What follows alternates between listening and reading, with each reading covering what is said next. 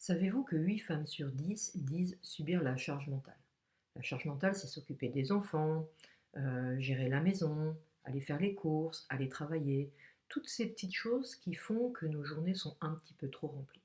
Et malheureusement, cette charge mentale amène très souvent au burn-out. Alors le burn-out, qu'est-ce que c'est?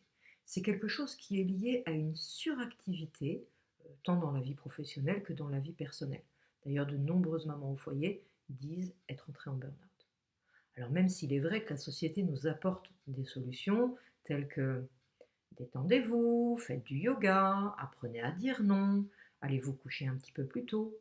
Certes, ce sont des solutions, mais qui sont tout à fait irréalisables pour quelqu'un qui est en burn-out parce qu'il a déjà le doigt dans l'engrenage et qu'il lui est totalement impossible de faire machine arrière. D'ailleurs, tout ce que vous faites au cours d'une journée vous paraît complètement normal. Et même si vous pouviez en faire encore un petit peu plus, vous le feriez parce que vous avez ce besoin irrépressible de constamment mettre à l'épreuve vos capacités et vos compétences. Donc, les réponses que la société vous offre ne vous satisfont plus. C'est d'ailleurs toute la complexité du burn-out. Si vous êtes incapable de répondre non aux différentes sollicitations qui s'offrent à vous, c'est parce que vous êtes persuadé que vous avez plus à y perdre qu'à y gagner. Vous n'avez pas le choix. Dans mon accompagnement, nous allons déjà déchiffrer les mécanismes du burn-out. Point numéro 1, vous vivez un véritable effondrement émotionnel. Vous n'avez plus d'envie, vous n'avez plus d'énergie, vous vivez une mort intérieure. Point numéro 2, c'est la dépersonnalisation ou la perte d'empathie à l'égard des autres, oui, mais également à votre propre égard, à tel point que vous vous demandez même si vous servez encore à quelque chose. Et le point numéro 3, c'est que le burn-out agit également sur votre physiologie.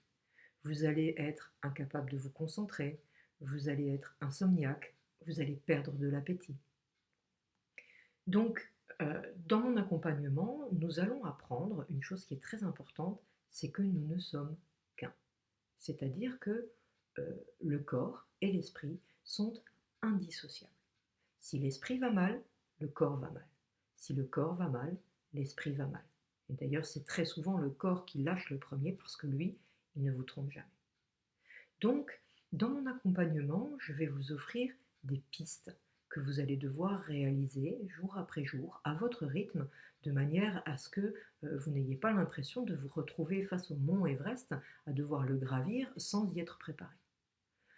Euh, Avec un exercice simple que vous allez faire tous les jours, vous allez vous réapproprier votre corps pour gagner un peu d'espace, un petit peu de liberté et pouvoir à nouveau vous réapproprier vos sentiments, vos émotions et votre psychisme.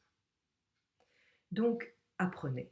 Apprenez avec moi à devenir actrice de votre vie et enfin réussir à sortir de cette impasse. Je vais vous donner des outils concrets pour que jour après jour, pas à pas, à votre rythme, vous redeveniez la belle personne que vous êtes.